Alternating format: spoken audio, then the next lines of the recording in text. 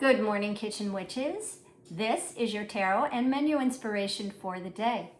I am Chef Lisa, editor-in-chief of A Chef's Grimoire magazine, and we're going to pull one card that is going to be everything we need to know about the day and how to menu plan for it.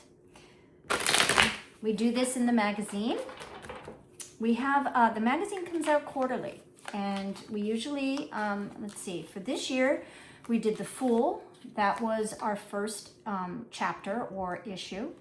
Then the second chapter was the High Priestess, the Empress, and Strength. I had a senior moment there for a minute. And then just released in July was The Magician. Now October is going to be something else. So if you're tuning in later than October, you probably already know what it is. I already know what it is, but I'm not going to let the cat out of the bag just yet. So if you wish, you can visit achefsgrimoire.com and that will tell you all about the magazine. But I digress. We are choosing a card for the day. So here we go. That card is the King of Swords. So a minor arcana court card. Now, the court cards are the families that live within the deck. And there are 4 families because there's 4 suits, right? And there's 4 elements. Elements are, if you know a regular card deck, they're suits, right? In the tarot, they're elements, even though they call them suits. They're more elemental. So swords are the element of air. It's our mental thoughts. It's our cognitive thinking, yeah. Our cognitive decision making, yeah. So it's very logical, swords, right? And this king rules like that. Right? They rule with a very knowing, either a knowing that comes from outside them. Like, sometimes you just know, right? You've not learned it. You haven't been told about it, but you just know. This king rules a lot like that.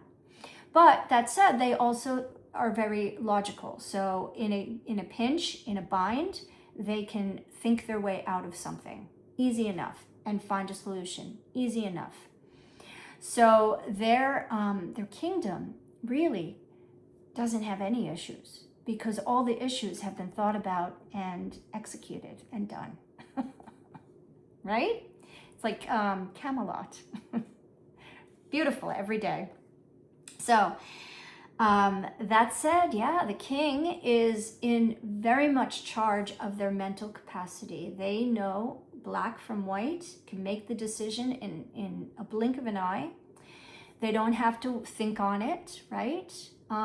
They're very steady with their sword and only use it when necessary. Now, underneath in their family, they have the Queen of Swords, they have the Knight of Swords, and they have the Page of Swords, which is the youngest of the family in the suit or in the element. And the little page, they know, they're born into the element, so they know it without knowing, but they make a lot of mistakes. But they still bring you back to what they know the element is. So, and now the knights are a little more educated with the suit. They're still grappling, and they may make decisions that they then need to repair by using their mental capacities. But they are still making some mistakes, right? The queen uses everything that the king does because she, just like the king, knows the suit inside and out, but uses it in a little more nurturing way. And then the king, like we said, nothing is wrong with the kingdom because it's all been thought about and executed and done. They are Yeah, they're a fantastic card. So when you get the King of Swords, it means that you need to be right spot on. You'll probably have some decisions to making or are in the middle of making decisions, and you should have all the answers by now, right? Educated answers, mindful answers that you can say yes and no in a pinch, right? You don't need to think on it. So with the King of Swords, when you bring them into the kitchen, oh, well, actually, before we do that, let's think about how we're going to use them today. So if there are decisions to make today and you feel like you don't have all the information to make a correct decision or make a decision that you feel is the right without being, having any kind of remorse, right thing to do, then you're working with the King of Sword energy, right? Because you can say yes or no, or no, that needs to be changed in order to do this, right? So the decision-making process is cut and dry, no problem.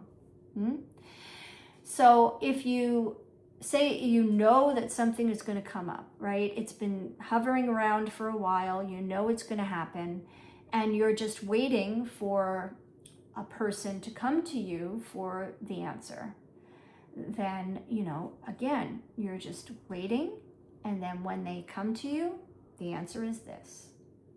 Easy, done. Yeah, that's King of Swords energy.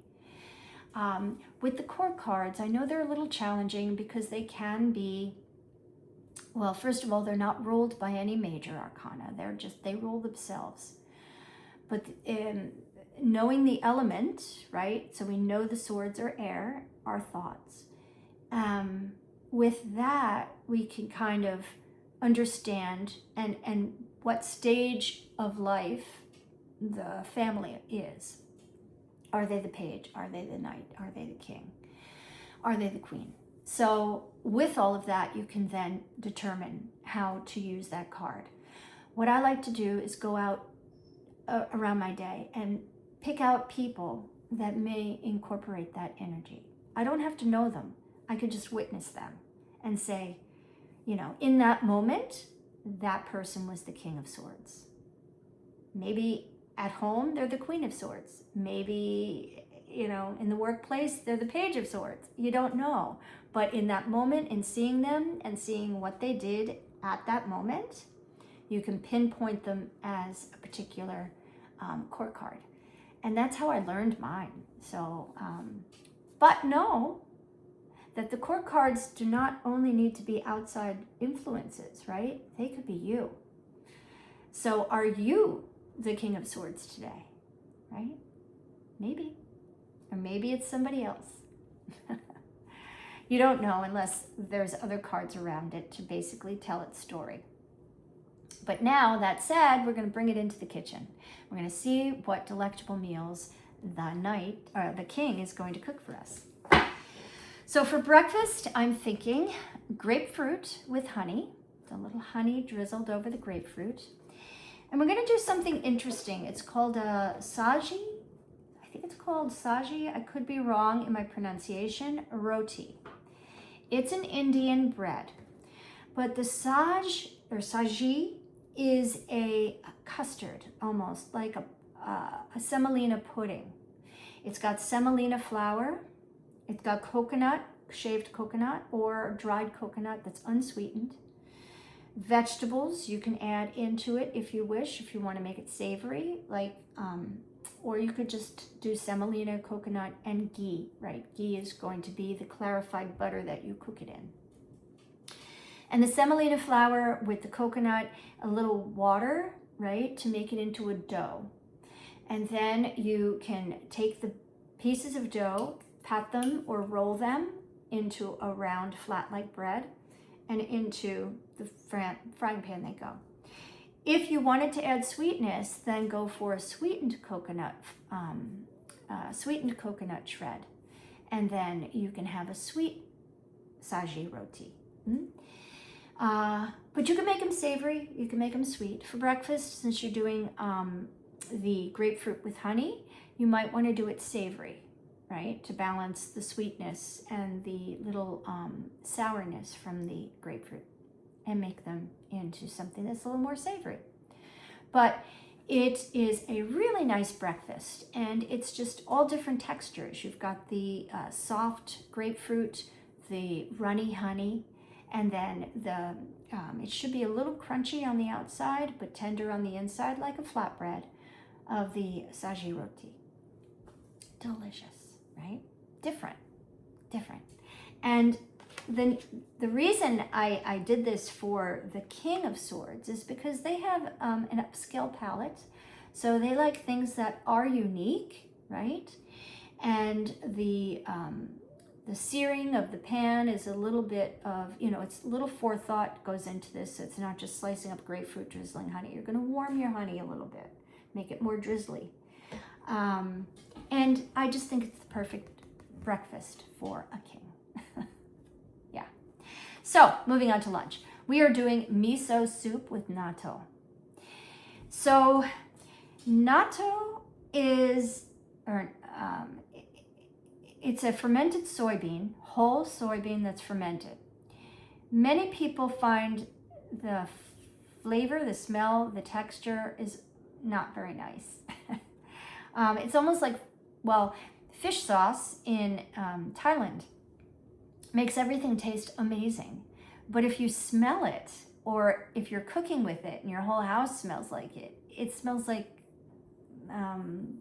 unclean feet, to put it nicely. Natto is pretty much the same. It doesn't smell very nice, and it's an acquired taste, guys. But we're going to put it in miso soup, and miso soup is delicious. So I don't really need to go into how to make miso soup. It comes together in minutes, less than 20, if you really want to do it. Just know you're not going to bring that soup to a boil. It's only just a barely high simmer, because the miso paste is also fermented.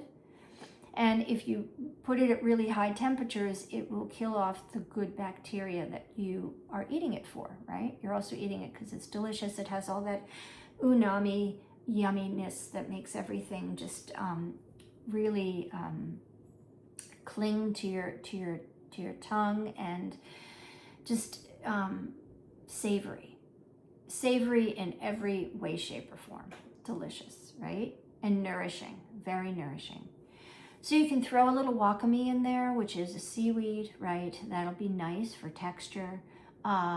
Instead of the tofu, we are going to use the natto, so you can just pick a little bit off of it and throw it into the soup, right? And that will give it its flavor as well as texture. You don't have to use tofu, which is traditional, but you can. And it's a beautiful, nourishing soup that's full of pungent flavor, right? That this king would love. Moving on to dinner, we're going to do kebabs. Why not? We've got the sword. So we're going to do it a little different. We're going to do little chicken meatballs, right? And the chicken meatballs are going to be wrapped in tortilla. And then we're going to skewer them. So if you have a meatball with the tortilla around it, you skewer with it weaved through the skewer. And then you can grill them, you can broil them, right? However you want to do it, but it's going to be like a chicken tortilla kebab. And that is going to be dinner. And you can serve that with all the accoutrements, right? So you can have a little guacamole, a little pico de gallo, all the things on the side. You can shred a little lettuce for your salad, and do like a chili powder vinaigrette to drizzle over the top, or just use the pico de gallo or salsa. Salsa works too. And that is dinner for a king. A little different, right? The King of Swords. They would want you to nourish yourself and nourish all those around you with your kitchen magic. See you tomorrow.